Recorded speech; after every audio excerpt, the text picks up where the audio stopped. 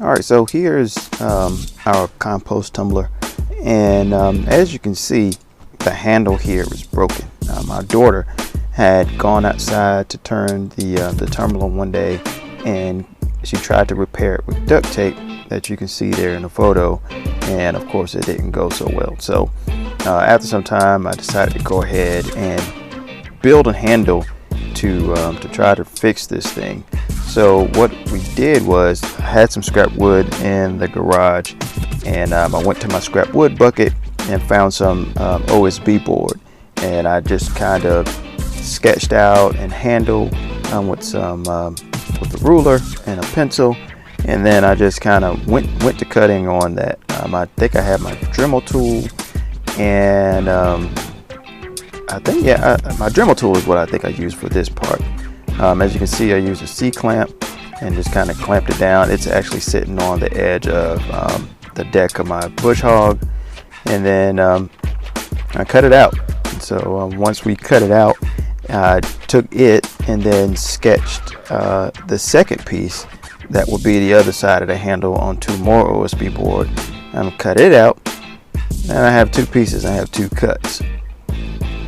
So then what I did was I went outside, I took the handle off of the tumbler, and I started to do some test fits and just kind of see where would it go on the handle, how high should it go, how far away, just to make sure it doesn't scrape against the sides. And then I took my C-clamp again and clamped it together, and that way I was able to have something that I could take back to the garage and start to work on. And as you can see here, that's already having the wood attached to the handle with it actually has nuts on the bottom side of it that I used to attach. The next piece was making a piece that you can actually hold on to crank the handle around, and what you see here is a piece of scrap 2x4. I went in the garage into my bucket again of scrap wood and found this small piece here, and what I wanted to do was have something that was going to be symmetric. So I think I cut it to about a 1.5 inch by 1.5 inch, and this is the kind of piece that I ended up with, the piece on the right. And once I did that, I took my drill, because I don't have a drill press, and I went into one side of this wooden piece, and then I went into the other side and tried to get it as straight as I could to make a straight through connection, because I had a long bolt that's gonna go through that, and that's what you can see there. So I kind of got it lined up about as good as I could, put a long bolt through, and then I took that and attached it to the handle that we had fabricated. Now keep in mind, all of this is pretty much all hand done, no real fancy tools at all. So I'm just kind of making this up as I go, no real plans to do this. And there you can see the end of the piece that will be the cranking part of the handle.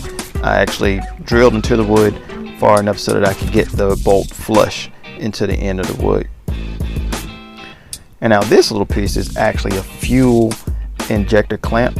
You'll see what we'll do with that piece here. If you remember, here there's a small piece of wood that's in between and just below the bolt. We're going to take that piece of wood out, and then we are going to replace that with the clamp. That way that long screw will have something that it can spin through, and at the same time it can support the wood on the end of the handle, and it doesn't collapse when I screw it down.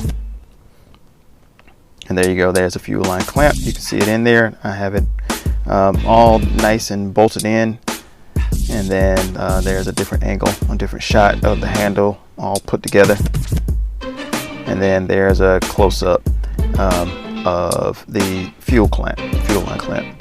Now, one thing you will notice down at the bottom right is a long extended bolt. Now that bolt was longer than what I wanted, but we're going to take care of that.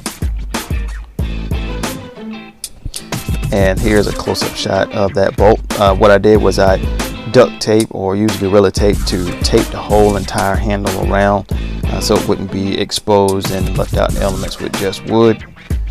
And then what I did was, because I don't have like a saw blade or something that can cut steel blade wise, or angle grinder, I just took some hand bolt cutters or hand wire cutters, and I first attempted to squeeze it by hand. Of course that didn't work, so what I did was I pulled out the handy dandy C-clamp, and then I started to crank down on that handle with the C-clamp, and then lo and behold, it cut it. So got that bolt cut off of there, and now we have something that I can finally just kind of tape up, and we are just about done. So I go outside, I bolt it on to the tumbler, and here you can see the tumbler with the handle from a side angle. And then the last thing I did was apply the cap to the handle. And now the biggest question is whether or not this thing will work. Let's find out. What's up, party people? Hey, look, we're back. We have tried to make an attempt to fix the composter because, as you saw in the last video, the handle was tore up, it was broken, a hot mess. So basically I went out into the garage, found scrap pieces of wood that I keep in a 5-gallon bucket, and yeah, I basically just put this thing together with what we had. I had to go to the store and go get like 3 bolts to help fix the handle, but this is what we got. So come right here, let's take a look at it before I crank it. We're gonna see if this thing holds up over time. See, added some duct tape on through the wood. Hopefully that'll keep the wood from rotting. But anyway, let's give this thing a whirl and see if it really works. And if not, hey, at least we tried, right? All right, let's see.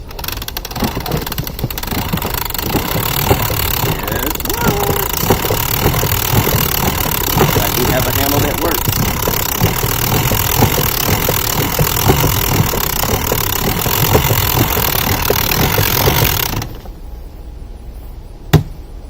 Bam!